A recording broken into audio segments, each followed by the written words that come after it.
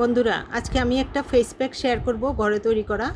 তো এই ফেস প্যাকটা তোমরা প্রথমে মুখটা পরিষ্কার পানি দিয়ে ধুয়ে নিবে, তারপর ধুয়ে মুখে অ্যাপ্লাই করবে। এই ফেস প্যাকটা ইউজ করলে কিন্তু মুখের যে টান টান ভাব হয়ে যাবে, স্কিন পরিষ্কার হয়ে যাবে, মেস্তার দাগ চলে যাবে।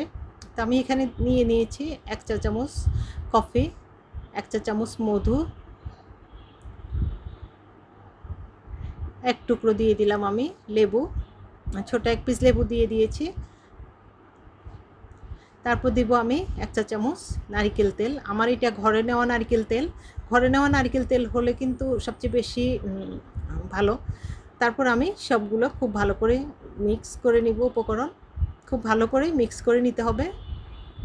তারপরে এটাকে তোমরা 1 টুকরো লেবু দিয়ে এটা মুখে রাব করবে, পুরো মুখে, চোখের নিচে, ঠোঁটে।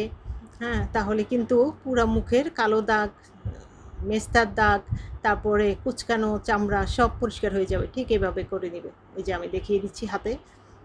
তারপর পুরো মুখে এভাবে করবে, লিপসেও করবে, লিপসের কালো দাগও চলে যাবে।